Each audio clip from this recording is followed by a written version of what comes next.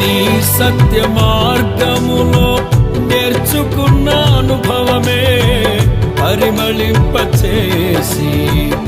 సాక్షిగా నిలిపాయి. కలత చెందక నిలిపినది నీ దివ్య దర్శనమే. గమ్యము చేరే శక్తితో నన్ను నింపి నూతన కృపనిచ్చెను.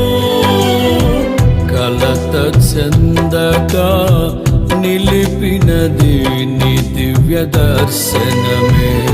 గమ్యము చేరే శక్తితో నన్ను నింపి నూతన కృపనిచ్చెను.